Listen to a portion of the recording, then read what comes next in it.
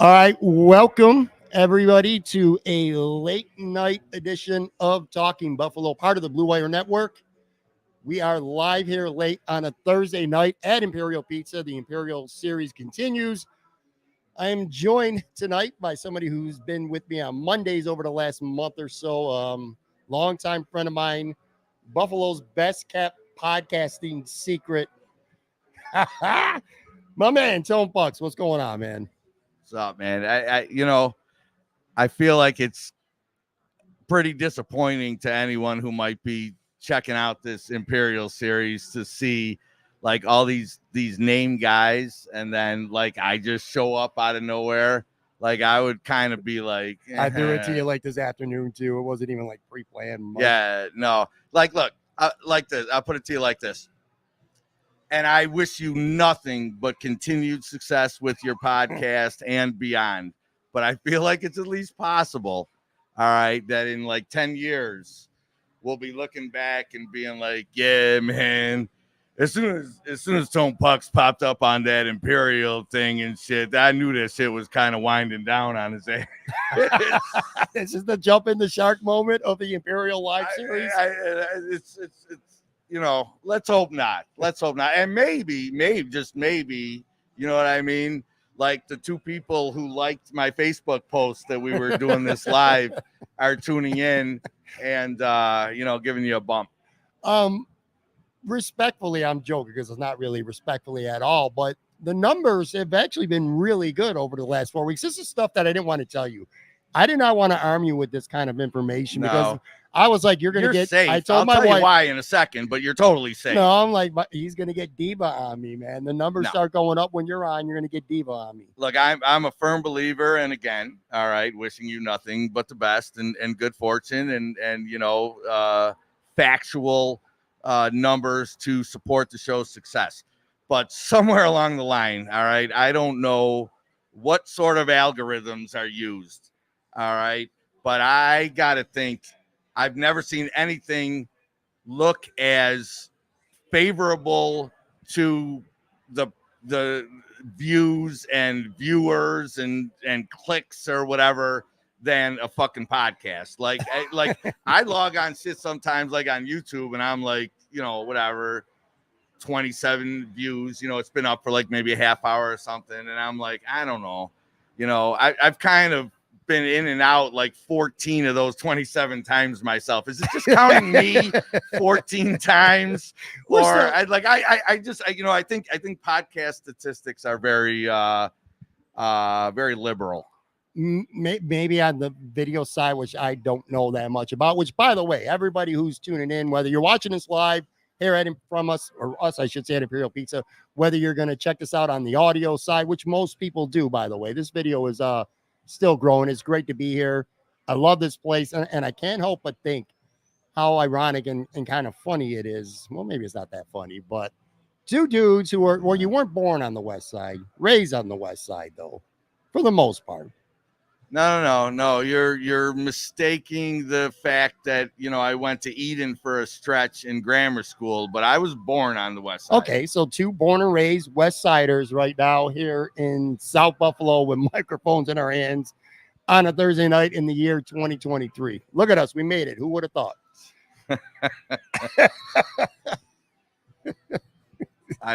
Yes. We have arrived. It took us 51 years and plenty of hiccups along the way, but here we are, man. Here we are. Look at us. All seriousness, I know you're not that familiar with South Buffalo. I'll say this for people like who grew up on the West Side and just know the West Side, hashtag Scully and pretty much nothing else.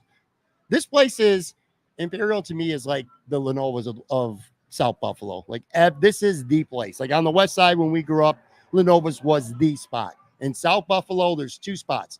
If you're out drinking and you want to go to the bar and pull an all-nighter, it's Doc Sullivan's. You want to come and eat and get good food, and you sit at the bar here and have a couple beers, it's Imperial Pizza. You know what I mean? It's like, that's not even a debate. When it comes to South Buffalo, it's Imperial. Just like when we were growing up on the West Side, it was Lenovo.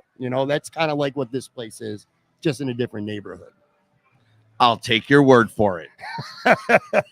By the way, I don't travel these parts frequently, but seriously, man, this place is sweet. I like the nice. Good setup. Yeah, man. I mean, yeah, the setup is solid, and the fact that they give your ass like a fucking corner to put some giant, movie theater light up and stuff like that.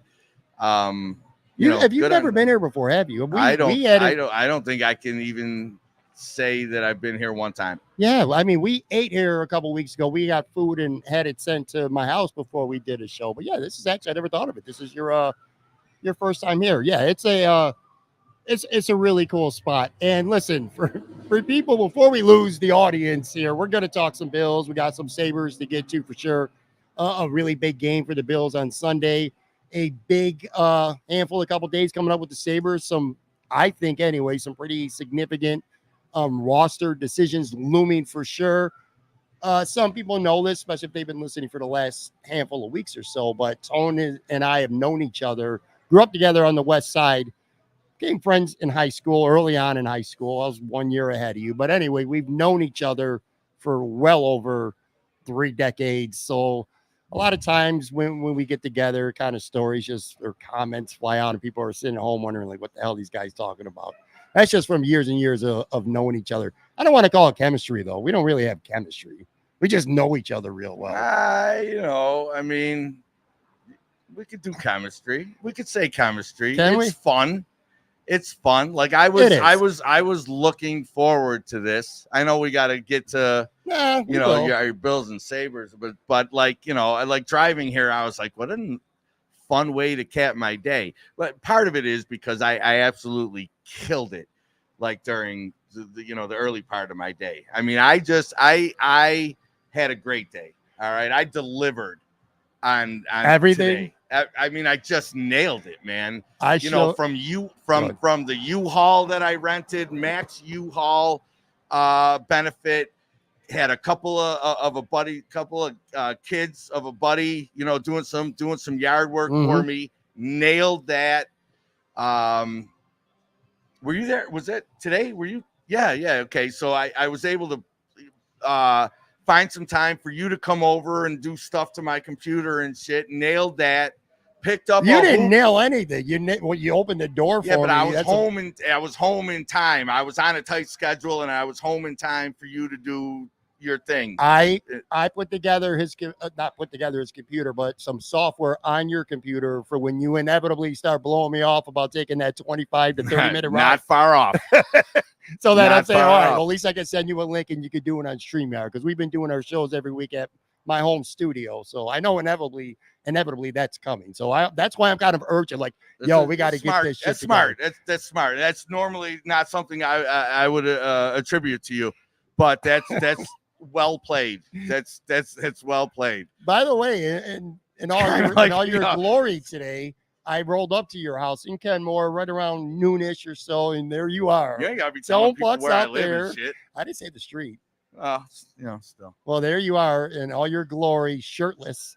I was shirtless. It's fucking hot. Shirtless, shooting hoops on a new backboard that you got, a basketball hoop, which that was pretty cool. But yeah, you shooting, it looks half naked, not so awful in my backyard, right? Like I've got a nothing special or anything like that, but it's dainty. It's my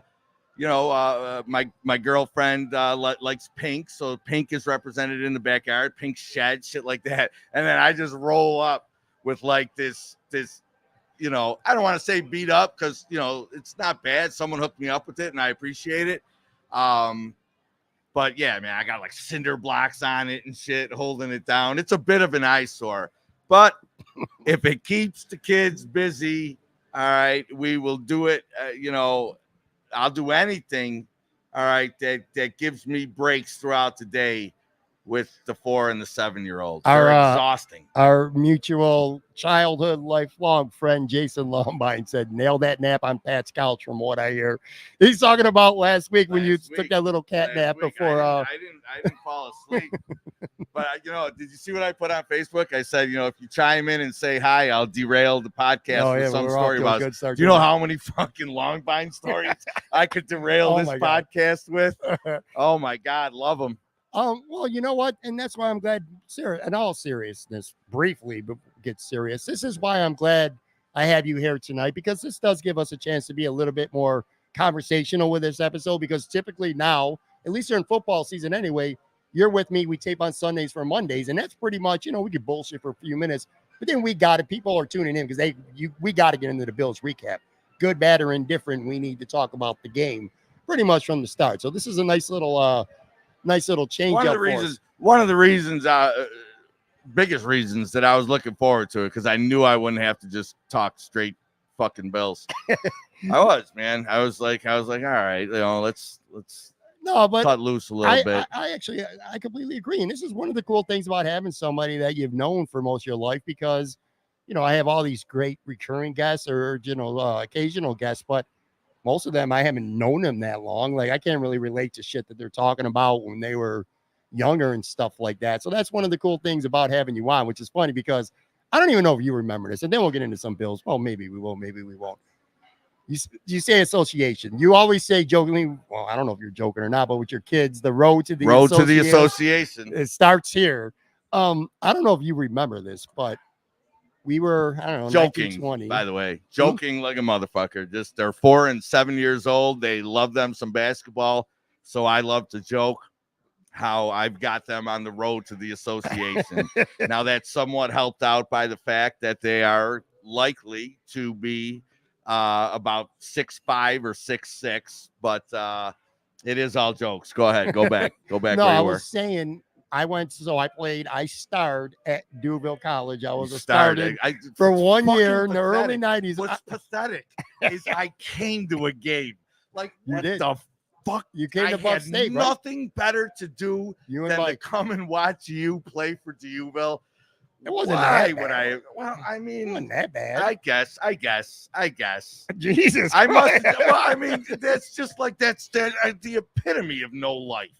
All right, I go to Uville, Buff State basketball game. What else are you going to do? You're 19, 20 years old, man. What else was I was really probably waiting to drink afterwards. You might have drank before you came in. There had to be an ulterior motive. I think you guys, it was at Buff State, I'm pretty sure. You and Mike Balsano, I think, came to it. But anyway, I played at Duville for not even a full season, for a half season, like literally one semester, averaged like 6 points a game or maybe a couple assists. I started a couple games. I had a lot of playing time. Anyway, long story short, I wasn't shit. I was playing for a tiny little school. Duville's a much bigger program now than it was. Yes, like that's what I wanted to jump in on. Like they are like they're headed to 2. Yeah. We don't have any like D2s in the area. Right. And all of a sudden here comes Duville casting in on the Canadian kids. Well, all right, putting D2. Well, when I played there, it was kind of like it was like junior college level. I don't even no, think junior college is better than 3. Well, we played Buff State, we played Cuca, so I remember taking a couple of those road trips. But anyway, getting away from my point here, I played dime a dozen, nothing special about me, as far as it would be to lie and say I was better than I was. But anyway, we were drinking at your house one night. You lived on Hoyt. I can't remember between what 2 streets did you live on Hoyt? Remember, it was like above the garage. Of course. Dude, what were the two side streets or intersection? Oh man, I can't remember. It was near Lafayette High School, though. Let's just say that. Yeah. Right, I mean, I'm feeling like Bird was a side street, like a Bird Delavan kind of thing. It was the greatest house of all time. Okay, it was pretty cool. They were old people who felt like they had to follow the rules and rent it as a 1-bedroom because of some fire codes in the upstairs. That shit was a 3-bedroom. All right. The minute I walked in there and I was like, oh my God, they're renting this as a 1-bedroom, and saw that there were 2 bedrooms upstairs and it was like 4 1/4. I was like, I knew Danny, Jay, and we're all fucking moving. We're all moving in there. It was one. I don't remember. What a place. I can't remember. What a place. I can't remember for sure if Jason was home that night, but you were definitely there. Obviously, Dan Foglia, Erica Stats. I'm throwing out full names here, whether they want them or not. Yeah. Whether they want them or not, they're getting it here. And Mike Balsano. And Second time. And by the way, we are here live at Imperial, so you're gonna hear some motorcycles going by down up like and down Chips. Amber Road. Didn't Chips come up on the? Look at me looking into the camera like I'm Eric Estrada on Chips. We got drunk, and you had a fax machine. Why did you have a fax machine? You had a fax machine. Bro, I don't know. Well, anyway, back in there was no email this time. I'm making our shit sound old, but that's what it was. No email, no social media, none of that shit. Anyway, we got drunk, and I decided I was going to declare for the NBA draft. Oh, that was I literally wrote out something. I don't remember what I wrote word for word, but I don't know. We literally legally or faxed in the documents to the NBA office, legally declaring myself eligible for the NBA draft. I don't know.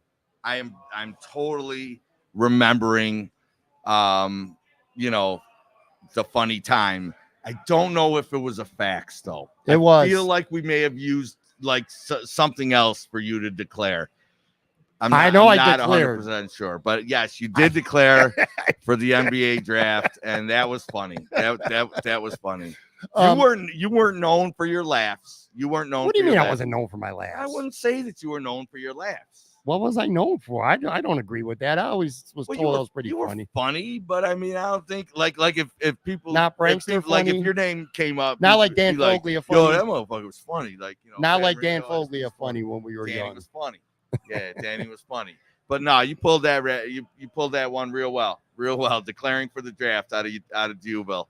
That was good stuff. Where are you watching the game on Sunday? The Bills playing 9:30 in the morning. Like, bro, I just got. Not just, but just before I had to take off for the football game I was refereeing tonight, I got the call from my mother offering to watch the kids overnight on Saturday into Sunday and through some of the game. All right. Now, look, that may not seem like anything, but these two aren't like my mom, you know what I mean? And stepdad. They've done the grandpa thing already with my 20-something kids. You know what I mean? These little dudes, 4 and 7, they don't, my mom, does what she can, but she ain't got the energy anymore. Like that house is like a combined 180 years old. You know what I mean? She came out of nowhere with a fucking sleepover offer tonight. That's putting me out. Clutch. That's getting me out Saturday night. All right. With O'Sherry. I haven't even told her yet. It ain't like she's watching this, but that's getting us out on Saturday night and the house empty on Sunday for the Bills game. So, long way around to your answer. While I would have been looking for a place for Sunday, I think if I'm kidless Sunday morning, I'm just getting up and, just ready to roll. Yeah. Like that.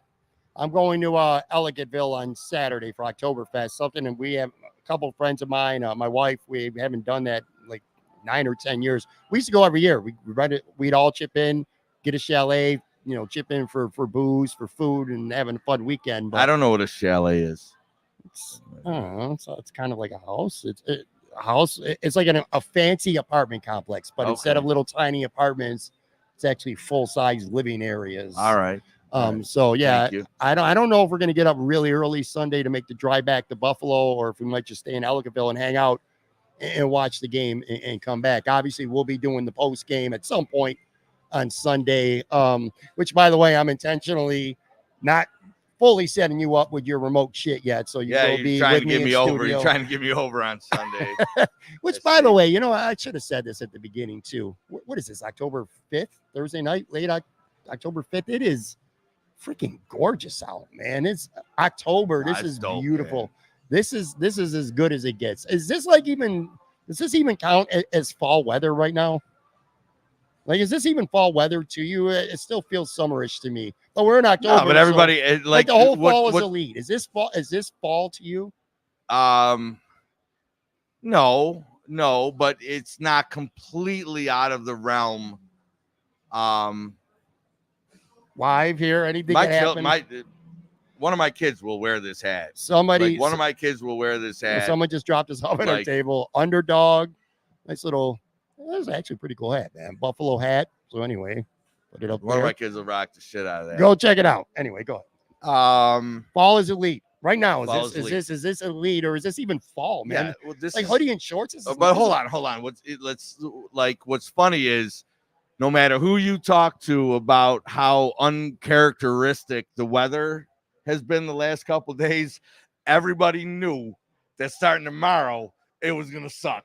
Right? Yeah. Like everybody knew it'd be like, well, enjoy it while you can, because Friday's gonna be fucked up. Yeah, You know Saturday. what I mean? Like Friday don't look terrible. It's about to dip from a high of 80 to like a high of 60, and that's that's quite a dip. But I found it funny that no matter who I talked to about the weather the last couple of days, everybody knew that shit was ending like in the next couple hours. Yeah. Well, I know it's definitely going to be ending on Saturday. Aaron was telling me about it because I'm going to Ellicottville. I'm like, this is dope. This weather is going to be cold, shitty, little windy, rainy. That'll limit. Still going to be fun though. Ellicottville for Oktoberfest is really cool. But anyway, like I said, we're Tone Bucks here live at Imperial Pizza. All right, the Bills are en route right now, if not already in London. Let me start here. Let me ask you a pretty straightforward question. That's kind of fun. I kind of like the fact that they're flying and when they're flying. You know what I mean? Like it's like during your perfect day there. During your perfect day that you nailed today. I did. You probably didn't get a chance to read Jay Skursky had an article in the Buffalo News, and I thought it was great. It took you inside the Bills planning for this trip in terms of sports science, the flight, like all the schematics of it. It was a really good article by Jay, but it sounds like it would be, an entertaining read. It's the kind of thing that I would find interesting. I did hear some sports science, talk about it. I can't remember earlier in the week. Maybe Sal was alluding to it. And yeah, I'm glad that somebody ran with that's a good, smart piece. Yeah, it was that I think, I think takes you inside, something that matters, man. Something that I think matters when the team you're facing is already there. And we'll get to how I feel about that. But, I think it's even more important to, if there is such a thing, is to gain an edge or to truly prepare, all right, the athlete's body for this trip, and to be in peak position to perform on Sunday. If ever it mattered, it's when the other team is still there. Yeah, they've been there. This is their second week there, although they have to switch hotels. Yeah, I like that. I like that pettiness. Yeah, it is a little bit petty. Hey, look, man, we got that hotel. I know you're already there, but get the fuck out. But yeah, the article kind of spoke of the sports science part of it, their sleep schedule, like having them stay up for a certain amount of time and then sleep in to kind of get acclimated a little bit. But all that stuff aside, which again, it was an entertaining and informative read from Jay Skursky. But I guess my question to you, pretty straightforward, is are you worried about this? Well, I know you're a little bit worried about this game. Are you worried about this being, I hate even using the word letdown. Is letdown the right word to use when you're playing a team like Jacksonville? Because Jacksonville's not the Bears or the Commanders or the Raiders. They're a pretty quality football team, even if they're only 2-2. Are you worried about a letdown? 100%. And I believe that letdown works. All right. I as a matter of fact, I don't think that trap game and letdown is necessarily the same thing. I'm not gonna, I don't buy into trap game. Trap game is something that somebody wanted to, get a little too fancy with over a letdown. Maybe what I'm saying is I believe that they're really just one and the same. But 100% worried about a letdown. You can call it a letdown against just about anybody. Actually, you might say less of a trap game. If you're a believer in trap game, I think the opponent matters. So Jacksonville, like the Giants would be a trap game if you're someone who buys into trap game. Okay. Jacksonville, no. Jacksonville's, I think, even though they've gotten off to a bit of a slow start and they're not lighting, the world on fire, they were viewed by many to be the favorite in the South. Mm-hmm. All right. So I don't see it as a trap game if you're a buyer, a believer in that. But letdown, 100%, man. It's not just a matter of being worried about it. Like I'm on full blown DEFCON 5, man. Really? If I if I were to throw money out there, it would not be on the Buffalo Bills. Really? Yeah, man, no doubt, dude, no doubt. There's a lot of things that I just don't like the scent of going into this game. I do not like, all right, the fact that Rousseau has not practiced these last couple days. Twice Rousseau in a has row. been huge. Yeah. He has been a big contributor. In hurrying All the facets of the quarterback. It's defense. just everything. Yeah, for sure. I don't think that. I think Von's ready. I think Von was probably ready for the beginning of the season as well. I think so. Will that offset, a potential Rousseau absence? Sure. But, I don't like it being our first week without Trey. I think it's going to take some time to get into what that's going to look like. And even without him this week is the Benford question mark. It's very, very worrisome on the defensive side of the ball right now, man. And once these little things start to add up, if you care about the travel piece too, the Bills traveling this week, Jacksonville already being there, I think there's reason for a tremendous amount of concern this week. Having said that, all right, if they go out and just slap Jacksonville around, I mean, that tells me they're just, insanely dialed in this year. They are dialed the fuck in. They are not ready to have letdowns. They probably come home and slap the Giants. Now I'll get that totally reversed and wrong. But seriously, I think if they go out there and lay it on the Jags, as worried as I am, they lay it on the Jags, and now it's like it's kind of on, man. It's kind of on. We might just be looking at like an 8-1 football team in a month. I want to unpack a couple of the points that you hit on. Lots to unpack there. In terms of being worried, I'm gonna say I'm not worried. I'm not level 5 though, like you, but Greg Rousseau has not practiced. For people watching and listening, he did not practice Wednesday or Thursday. I know this isn't always the case, but more times than not, if you ain't practiced at all at any level, not even limited on Wednesday or Thursday, you're probably not playing on Sunday. That's the way it usually goes, and especially early in the season. So I would be highly surprised if Greg Rousseau plays on Sunday. I think he has been about as good as you realistically could hope that he could be going into year 3 this year. I think he's put everything together, rushing the passer, playing the run. He's doing everything. Last year, he would do a little here and a little bit there. Now he's doing it seemingly everything. So anyway, that would be a big loss. Von Miller is an interesting thing to me, because I have been saying for weeks, without knowing shit about how well he actually physically is. I don't know that. I don't think most people do. I was like, there ain't no chance he's playing this week. No chance at all. He'll come back and he'll play against the Giants. And also, you mentioned Trey. Do you remember last year? I mean, you weren't doing podcasts and stuff last year. We just followed the Bills, of course. Remember last year when every week it was like, or they said Trey was coming back. He was going to be back by the bye. And then it was after the bye against Green Bay. I remember hearing that for weeks and weeks and weeks. That's when you bring him back. He missed a couple more weeks after that. And we all thought he was going to be back. So I kind of learned from last year to not even take it for granted, even if Vaughn says he's going to play, because Vaughn's a stud, but Vaughn says a lot of shit that doesn't come to fruition. I'm going apples to oranges there, man. I am. I think the situation is different between the two.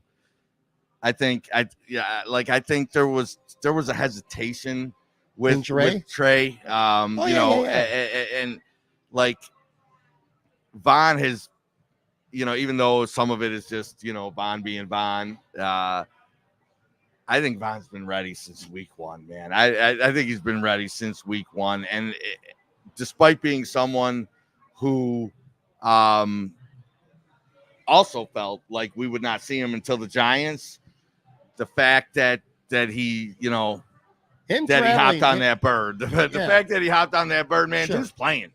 I mean, dude is You think he's playing? I won't go that far. I will say that I'm no longer going to be shocked if he plays. I would have been shocked until he got on the plane. All right. Well, the betting And odds for him to Rousseau, play, can't bet on like he's minus 280 to play. Is he really? No, I don't fucking know. I'm just making that shit up. I'm saying he's minus 280 Oh, you're to making play, the bet. plus 350 not to. You willing to lay 350 that he doesn't? I don't gamble like you, but if I did, I would say that he don't play. That would be my bet. Well, yeah. I mean, if you get the odds, Like, if the odds are in should your he favor, play? go ahead. If he's anything less than 100%, and Greg Rousseau's out, He's not. There's just you're convinced he's 100% right now. without question, man. This is a very, very careful football franchise right now, and you know they know where they gotta be in December and January, man. He is not. What makes me think that he's not going to play? He is not setting foot on a field without being 100%. Right. That dude is 100%.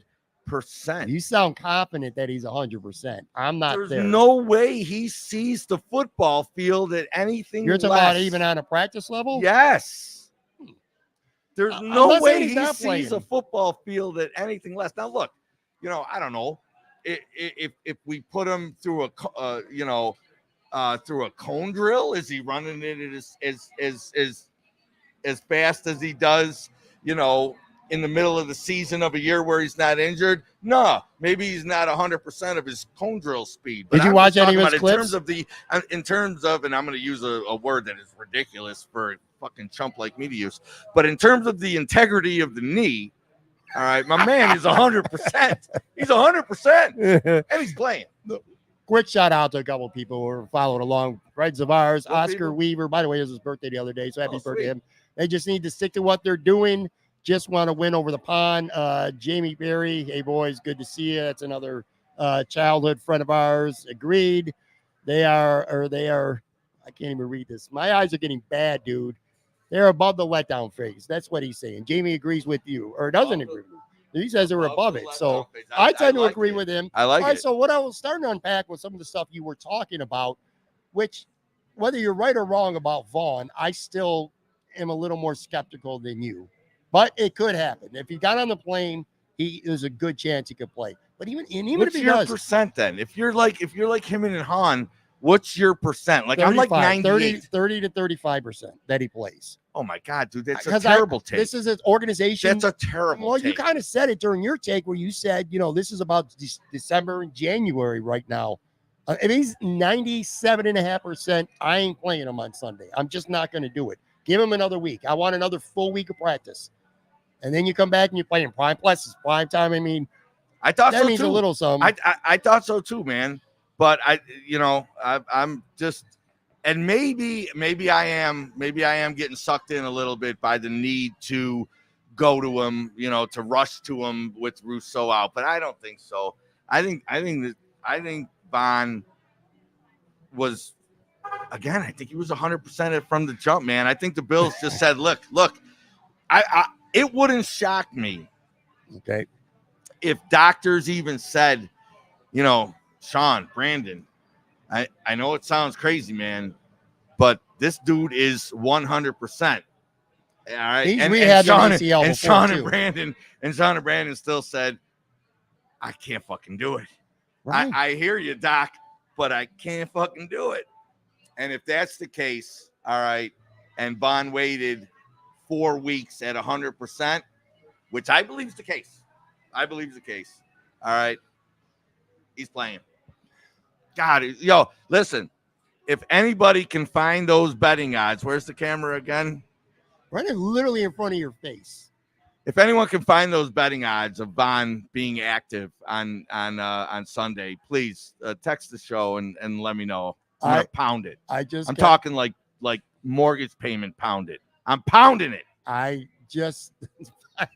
want him to play. I want to see Von Miller play, but I think it would be really funny if by the time people are listening to this later, maybe I'm late Friday morning, early Friday afternoon as Reese rolled out. Not me.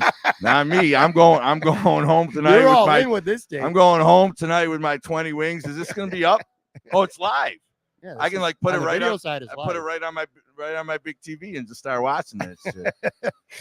All right, we are here live at Imperial Pizza. Listen, Von Miller, whether he plays or not, whether Rousseau ends up playing or not, and I don't think he's going to. I do have concerns, but not as much as you. And here's the reason. There's a difference between this Buffalo Bills team this year, as opposed to, say, the last couple of years when they've been really good under Josh Allen. If your reasoning was, oh, Josh is just unstoppable right now, Stephon Diggs is unstoppable right now, blah, blah, blah, I'd be like, they lost to Jacksonville a couple of years ago. What I like about this team, to me, that's different than what it's been over the last couple of years, is I love the trenches right now with this football team. They're built to dominate games where if Josh isn't playing great, they can run the football now. You've talked about this on the show a couple times over the weeks. They got 3 quality, good running backs. The offensive line is playing really good. They have held some dominant defensive ends and defensive tackles in check over the last few weeks. And we all know the defensive line is just crushing everybody. Even if Gregory Rousseau doesn't play, they're probably the deepest defensive line rotation in the NFL right now. So I like the trenches on this team, and I like the coaching.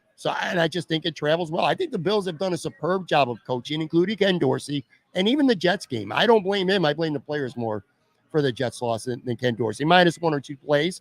But I think coaching in the trenches has been so good that's why I'm not worried about a letdown like I would be in previous years. And you're looking at me you think I'm fucking nuts. Look, you're not nuts because you're not in the minority. I've been hearing it all week, bro, for good reason. Bro, this city has been dying to fall in love, all right, with the guys in the trenches for as long as I have been giving a shit about the Buffalo Bills. All right. This city, because the smart fan, what's the smart, the guy who wants to think about, I'm a little smarter than the average fan because I look at the lines, you know what I mean? I look at the line play. We just all of a sudden decided that we are a force in the trenches this week. And I'm just like, they have been though. It's 3 games, man. It's 3 games. I'm not ready. I'm not ready. You said that after the Washington to have game. A parade for the trenches, for the guys in the trenches. Washington after 3 recap. games. All you kept saying, you wouldn't even recap the Washington game. All you kept saying is, I need to see it against Miami. You probably said that 25 times. Then you see it against Miami, and that's still not good. You're still not convinced. You're not sold. I saw our skill position guys and our scheme really dominate Miami. Mm-hmm. But I don't know that I'm that quick to jump to the trenches against Miami simply because, all right, I don't know how in love I am with Miami in the trenches. Now, I know going into the last podcast, coming right off the game, you wanted to talk about the how we neutralized Wilkins and look, the film definitely bear that out. No Phillips I think matter, but look, yeah, we definitely got the better of them in the trenches. We are definitely on a stretch of football right now, the past 3 games, where the trenches are fun to talk about. All right. But I'm not all the way there. I'm just not all the way there. You want to talk about the depth in the trenches and the fact that, we could throw in a David Edwards, although it's the depth of tackle scares the shit out of me. Certainly the depth on the defensive line. I've said it myself. It's amazing. Yeah. I've called the defensive line the best in football. And now I want to backtrack a little bit on trenches. You know what I mean? Which is, I'm definitely contradicting myself. But there was just a little too much love for the trenches this week. Okay, I I need a bigger sample size. I got to have a bigger sample size. Okay, let's not use the word dominant. Maybe dominating in the trenches is a stretch. Let's just say the trenches are even adequate, a little above adequate right now. That's when you factor in the guys like Josh Allen and Stephon Diggs and James Cook and Gabe Davis. And then the defense, Matt Milano's playing at a level that very few players on defense, forget about just linebacker, are playing these days. The defensive line we keep talking about has been great. Mike Hyde has been great. I mean, this team doesn't lack. It's not like they're like, the old Washington Redskins in the 1990s where it's just big bullies up front and they're going to wear you down. This is a team that'll get out in front and beat the shit out of you and do it with finesse too, man. Look, all right. I feel good about this team. Those are great points. All right. Those are great points. You should feel good about this team. There is no question, all right, no question that my fears going into this game are kind of, just in the fiber of me through the years, and it's there. It's there. I can't do anything about it. But look, they win this game. They don't need. How important is this game? Is it just enough? Like Miami was not just one of 17. Is this one of 17? Like if they win, they're going to answer a lot. I mean, I agree with you. If they win this game, especially convincingly, the media nationally is going to be all up on the Bills if they're not already after what they did to Miami. Yeah. Let's just say they lose the game. Let's say it's honestly, I put all the way back to the Jets. I go all the way back to the Jets as far as its level of importance is concerned. Just not that much to me. Yeah, just not that much. They bounce back. All right. With with very winnable looking games. There's certainly going to be, I don't want to say excuses, but there's certainly going to be factors in this game if it doesn't go our way. I mean, we casually talk about the injuries. Not casually. I mean, obviously Rousseau's a big piece, and Miller coming back kind of, might offset that a little bit. But Rousseau and Trey are 2/11 of this defense. They're big, man. I mean, they're big. But at the end of the day, I am conditioned to talk nervously about the Bills. That's fair. But when you bring up as many of the positives that you did, I do think about. I mean, this team belongs in the conversation of the best team in football.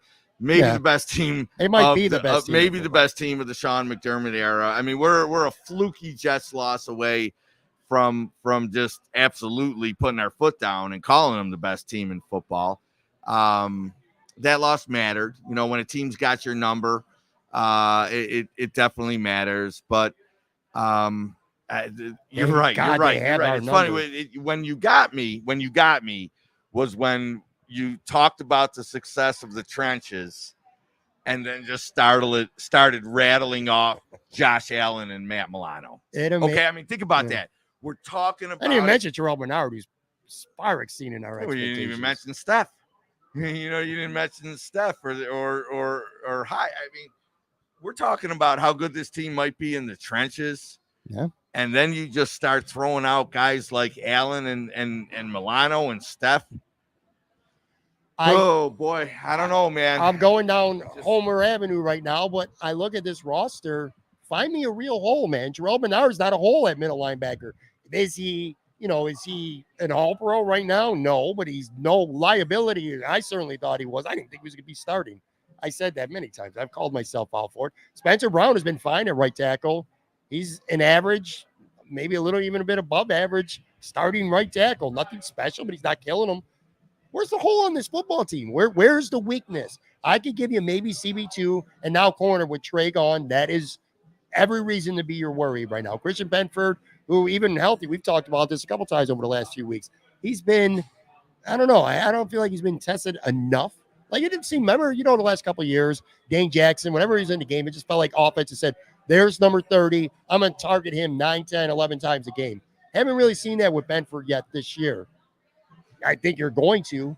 And by the way, he's practicing on a limited basis this week. He still had on Thursday his red non-contact jersey. Kyrie Elam might get some run on Sunday. And who knows how he's going to be. I want to believe in a first round pick and this and that. But to me, if you're not dressing on game day unless there's injuries, that just tells me the coaches aren't high enough on you in your first round pick. So can he turn it around? Can he prove us wrong? Sure, but he's got a long way to go to be able to do that, man. So that's my only legitimate concern with this football team right now is the cornerback position. And you're playing a team, by the way, with good-ass weapons. Mm-hmm. Jacksonville's got weapons, man. Calvin Ridley and Christian Kirk and Evan Ingram and Zay Jones, assuming he plays, former Buffalo Bills, really turned his career around. He's been really good. And there's one other thing, too, that I wanted to hit on in terms of you being concerned that concerns me. This team over the last 3 weeks hasn't really had any adversity.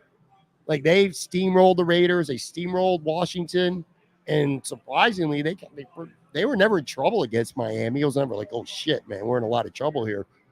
I'm a little concerned how they're going to handle it being overseas if it's early in the fourth quarter and they got to make a stop on Trevor Lawrence to get the ball back, or, the other Josh Allen, who was the best Josh Allen the first time they played Jacksonville a couple years ago. That game still pisses me off. But he had 3 sacks last week. He's got 6 for the year. Dude's a beast, man.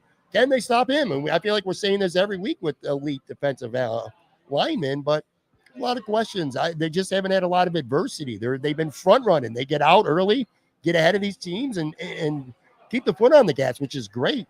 But there hasn't been any real adversity right now. Yeah, it's one of the reasons why I feel like if they come out of this one convincingly, mm-hmm. and maybe even not convincingly, just come out of this one. It's gonna. I think it does matter, man. I think it's gonna tell us. I think it's gonna tell us quite a bit. Are they still prone to the letdown? I they have been. Yeah. Yes, they have been.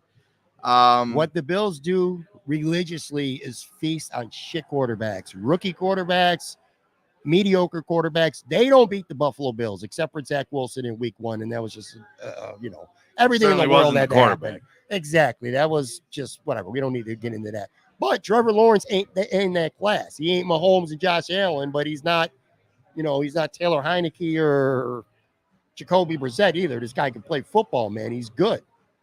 So what are you talking about? No, because what I'm thinking is, so we're at the end of the patio. It's a no smoking patio. And I, like an idiot, have gone back to smoking. Stupidest thing I could have done.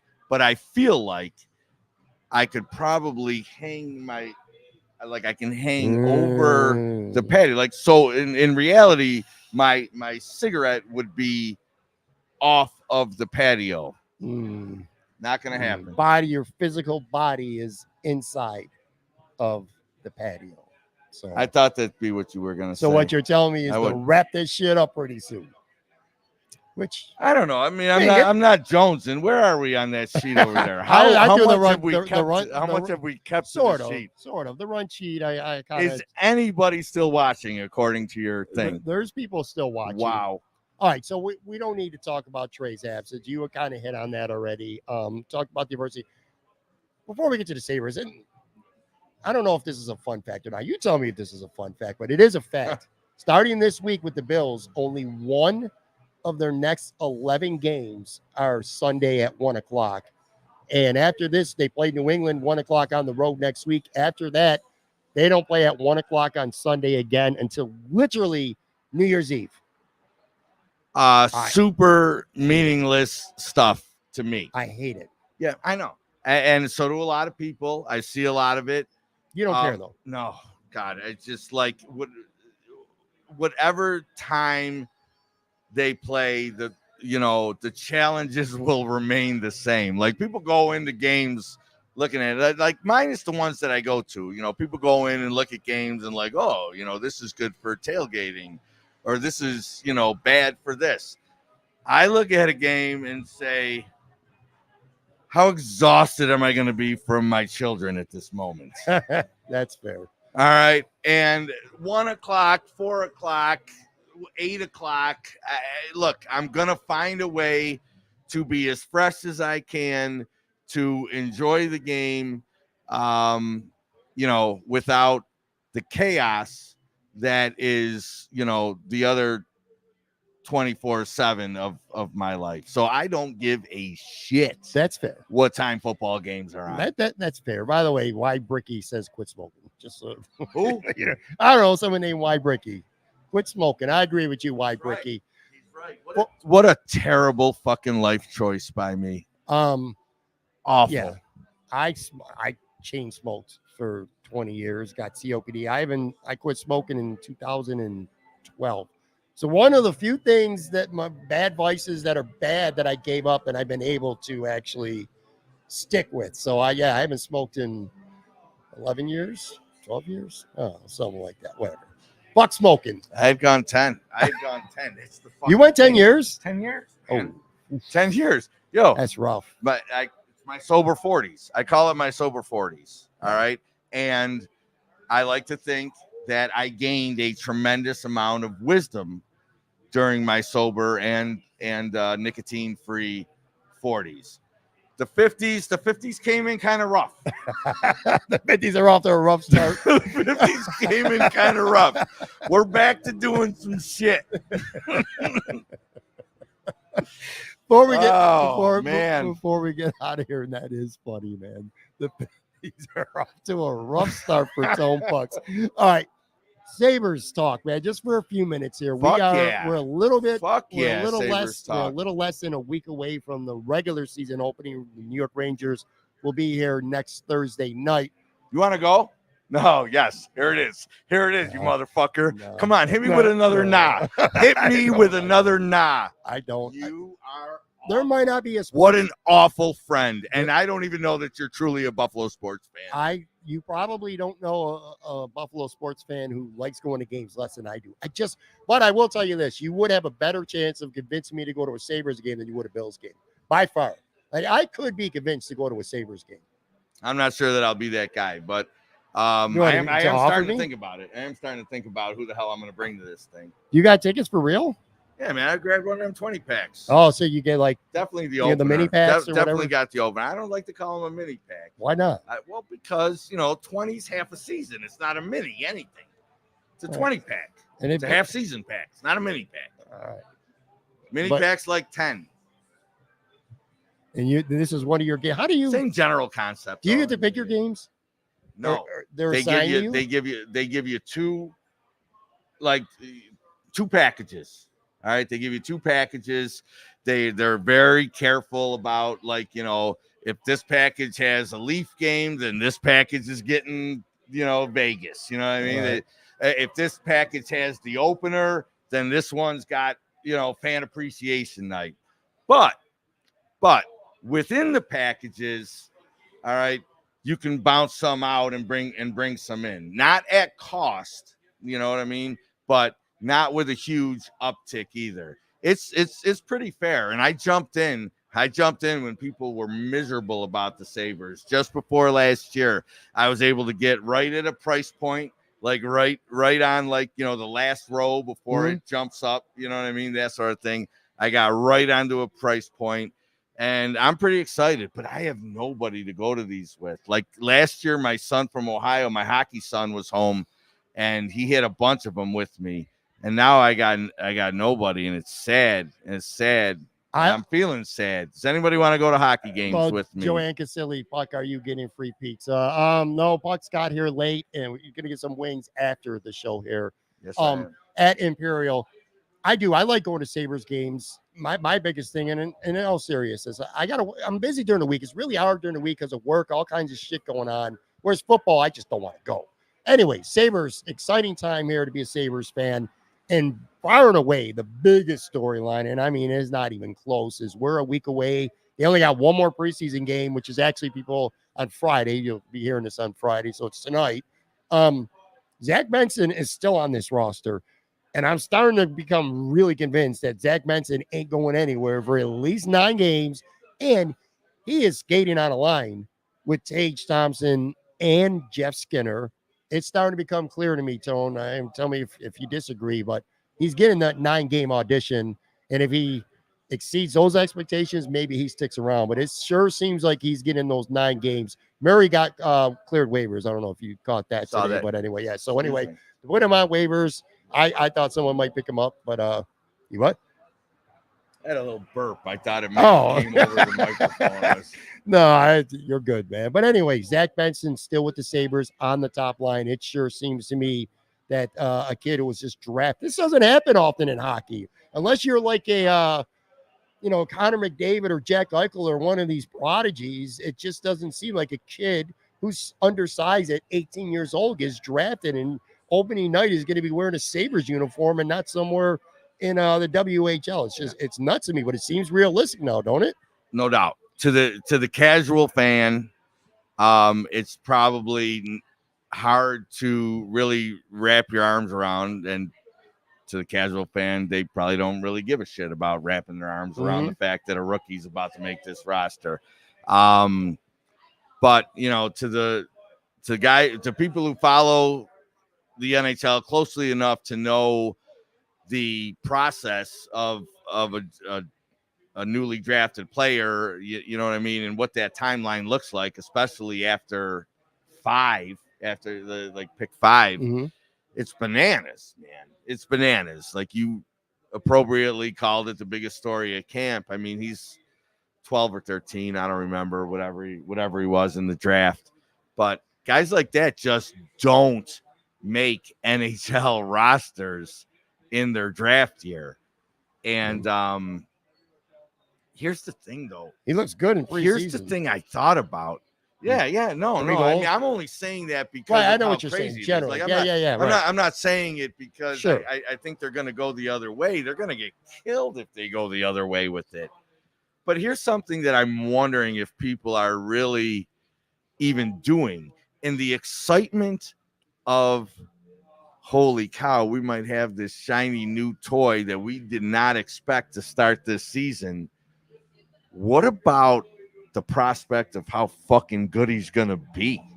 What about that, man? Yeah, like I think we're all so caught up in, holy cow, this guy's gonna make the season, gonna make the roster out of camp, and he's gonna have those ups and downs and all those things. Yeah.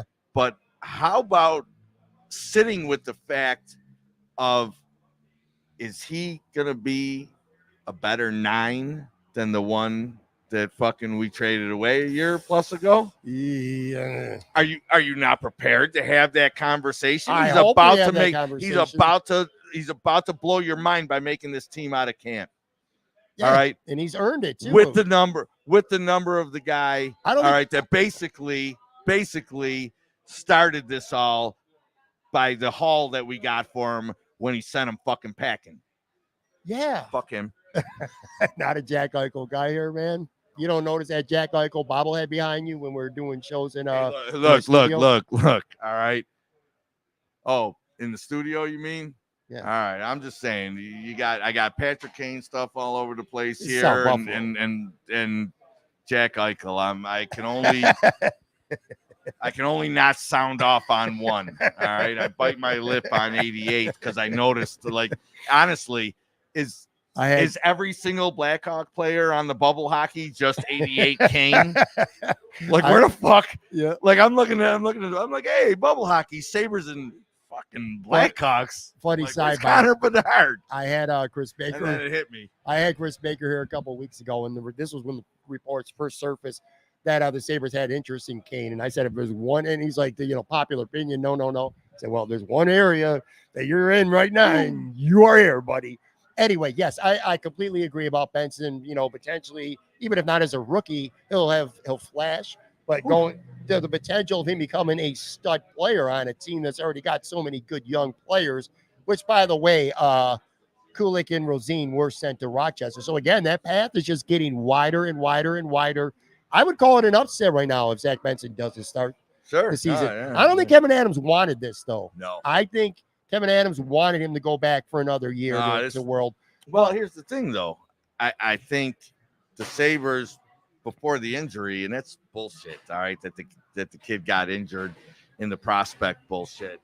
But prior to the injury, I think the Sabres saw Matt Savoy. Sure. As he's back now, but yes. As well, did he practice today?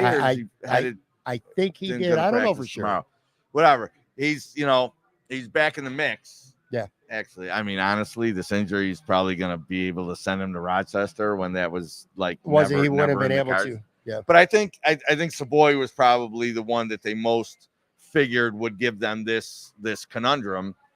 So they were prepared for it in a sense, right? They were prepared for it with Savoy, and then Or it just Kulik. and then it just Kulik didn't have the same sort of could only go back to juniors thing attached Right. to him. Okay. Yeah. So right. what I'm saying is Sure. they were prepared for the 9-game trial or lose them for the season.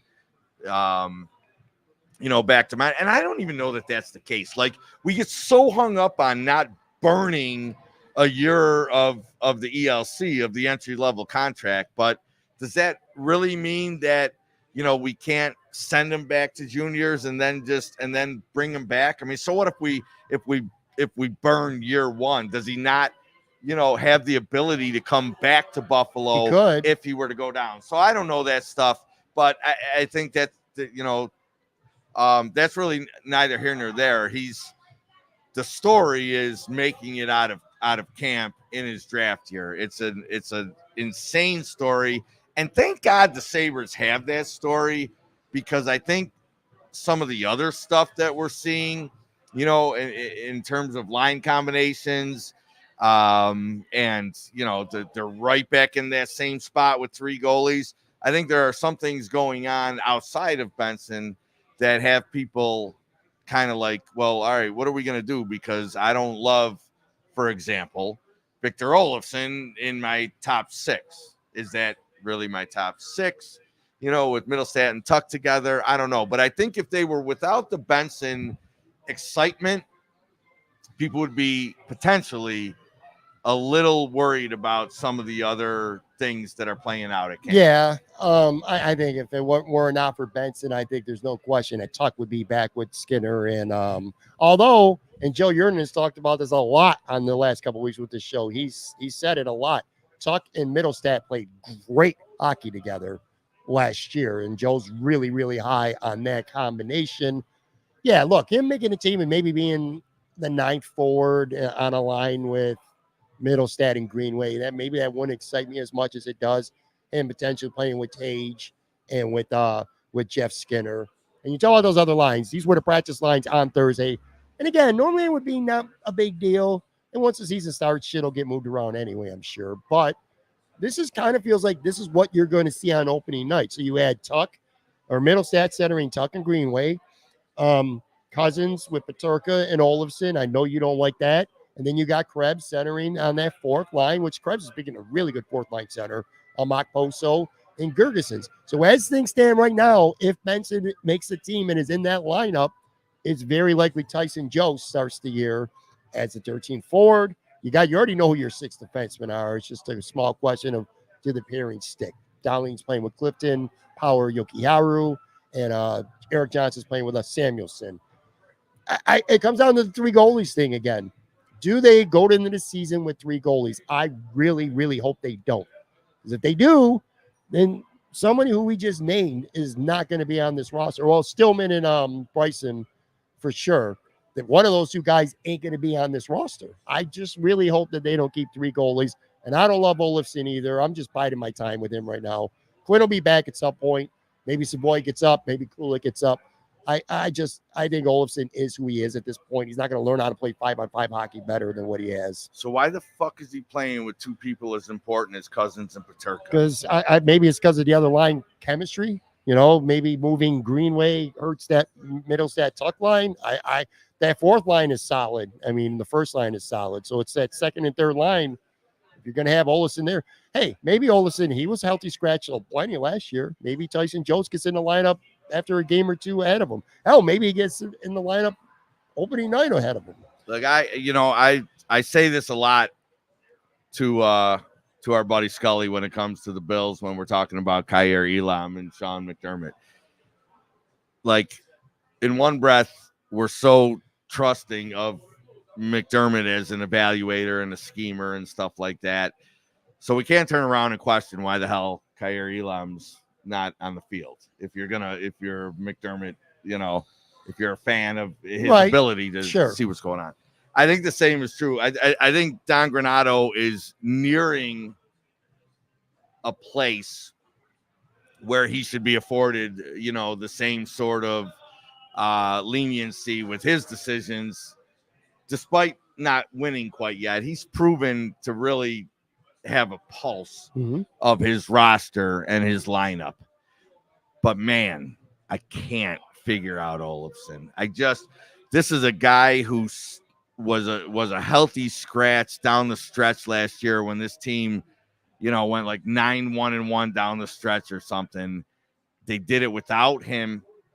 And all of a sudden, after an injury to such a key youngster who was going to be so pivotal this year, the first guy in line to fill that spot is the guy that you scratched for the last 10 games last year when you were playing your best hockey. I can't make sense of it. Yeah. I can't make sense of Olofsson skating with us. And we don't have the luxury. You know, I feel like no one's going to get this reference. I feel like Gene Hackman and Crimson Tide. They're fueling their missiles. We don't have time to fuck around. We don't have time to fuck around this year, man. All right, these points matter. I don't bring down a Paterka Cousins line with Victor Olofsson. I think if Quinn doesn't get hurt, they probably would have gave away Olofsson to anybody. Maybe they still do. And again, I think Tyson Jost. All the more reason to scratch your head over why he'd be skating on such an important group right now. I feel like maybe not on game 1 of 82, but by 8 to 10 games, Tyson Jost is going to be in this lineup. Whether he's in the lineup because Zach Benson gets his audition and gets sent back, whether he's in this lineup because Olofsson sucks and Tyson Jost just takes his spot, injury, whatever. Tyson Jost is going to be in this lineup. It gets tricky. It gets tricky because Jost likely slots in, with Gergensons and Okposo, and then it's like, all right, where does Krebs go?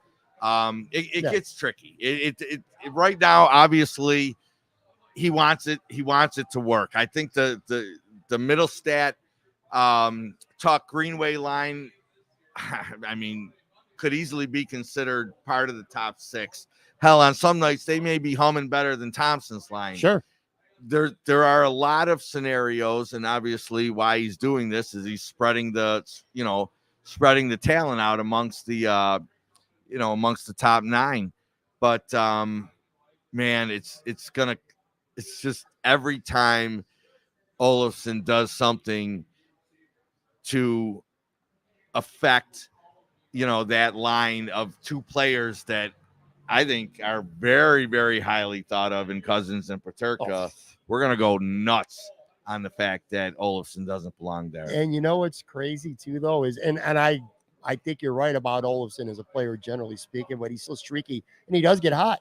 Like he'll fill up the net. He'll score 4 goals in 6 games. I've got 7 takes. I've got 7 takes from this podcast that could go to fucking hell. All right, by the 3rd week of October. And honestly, most of what I've said today has not been that positive towards the local team. So I'm hoping that a number of my takes from this podcast go to hell sooner than later. Last question for you, man. Regarding the goalies, how much do you think preseason matters? If you're talking, look, Devin Levi's your number 1. He's going into the season as the number 1. UPL has not played well in the preseason. Comrie has played well in the preseason. UPL is a guy that they've invested more in. He's still young enough. Comrie is on a 2nd year of a 2-year deal. There's a lot of shit going on with that. Like, how much do you think the preseason actually matters? What? Hold on, man. I'll talk to you after the show. Here we go. Go ahead. Somebody's behind us live right now. Yes. Go ahead. Yes. This is live. Man. Go ahead. Don't engage. Go ahead, man. Answer the question. How much do you think that the goaltending matters in the preseason? All right. After I answer this question, though, I'm not looking to engage, but can I tell a story about people who tell me not to engage, and I did, because it was like reffing tonight. It's a very, go ahead. It matters. It matters. Yeah, it matters. I don't even know what he was asking. I don't care. I want to tell my story about engaging. I was hoping to get it out. Oh boy. A lot of times Adams is in a tough spot with UPL. I mean, Because Levi's playing tonight. Yo, look. So they're both done with the preseason. The preseason does matter. It mattered in this particular case. All right. Two dudes, had a battle. All right. I mean, honestly, there was a battle. All right, for an NHL level job, plain and simple. And sometimes, man, unfortunately, that battle needs to be figured out in a shorter period of games, preseason. That's just the way it is. Comrie has won the job as far as I'm concerned. And now it's a matter of, can Adams hold out long enough to try to get something for UPL, or does he, if I'm a GM, I'm calling Kevyn Adams bluff. All right, look, sorry, bro. I ain't giving you that 4th or 5th. I know the spot you're in. You got to fucking send him through waivers, and I'm going to snatch him there. So are you keeping 3 then? Adams, if he's not one of your top 2, is he worth maybe losing that 8th defenseman, that luxury of having that second extra defenseman on your everyday roster? That's what it comes down to. Would you accept I don't give a shit as an answer? I would. I mean, fuck it. If Adams thinks somewhere, somehow, all right, somebody gets nicked within 2 weeks and goes ahead with the parts with a 4th or 5th or something like that, and Adams wants to play chicken for 2 weeks with the roster, knock yourself out, Kev.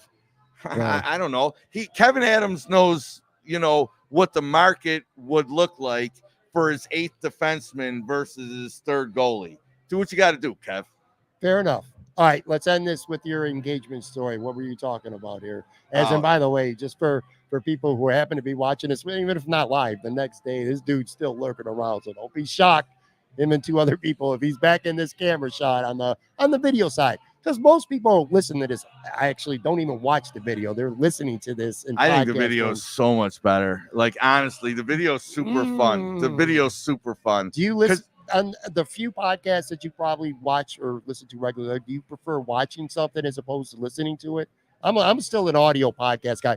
Most of our listenership is too. I like the video; it's fun. The video is super fun. All right, I'll tell you what I am. I'm a Barstool guy. I know that people are hit or miss with Barstool. Yeah. I love the video and audio side with Barstool. I think they're a ton of fun. Tell the story.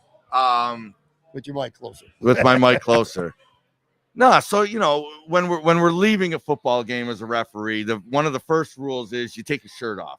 You don't wear your stripes, all right, into the parking lot. You don't wear your stripes outside of the parking lot because you simply don't want to put yourself in a position to for someone to see you or something like that.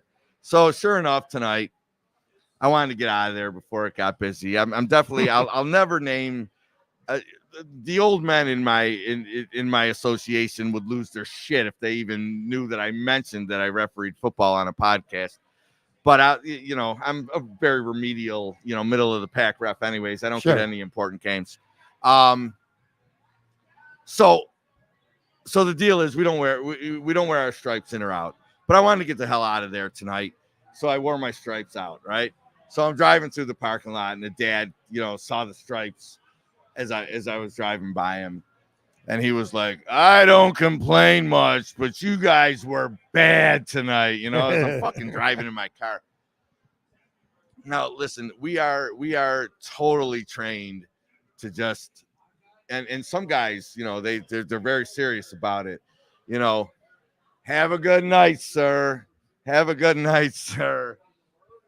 That doesn't seem like you. That is, I'm like, shut your mouth, shut your mouth. And I'm laughing the whole time. Like, I don't take the least bit offense to it. But just so you know, all right, where I'm coming from, when you tell me not to engage, that's fair. It ain't fucking happening, bro. All right. Because if my man comes back, you're going to have to find a way to wrap this up because I'm going to have some fun. And it is probably going to be embarrassing for somebody. I don't know. Myself. Probably myself. But I can't help myself. If he comes back in my mix, like I'm gonna have to, I'm Well, gonna have to poke fun at he's him. not I'm gonna have to be a because big fat jerk. he's not because we're actually done with this episode. Hold on, Well, I don't want to hear that shit. Let me look at the rest. No, of we're this. done, dude. Let me look at the rest of that. There's more to go. There's less to go. There's more to go. There's less to go. We are done here live from Imperial Pizza. Never Where a are dull you, moment. motherfucker? Never Where a are dull you? moment. Where is he? Oh, he left. He left. Oh, The guy left. The guy left. No show. I'm here gonna tear live. these wings up, dude. Go ahead with your shouts. No show live here next week. 2 weeks from now, I'm gonna have Alex Brasky, Bills beat reporter from Batavia, will be with us. Got a big show coming up next Saturday. Details about that next week as well. But anyway, one more time here from Imperial Pizza. Pat Moran, Tone Pucks. Have a good night and a good weekend. And we will be back after the Bills game for another show on Sunday. Take care.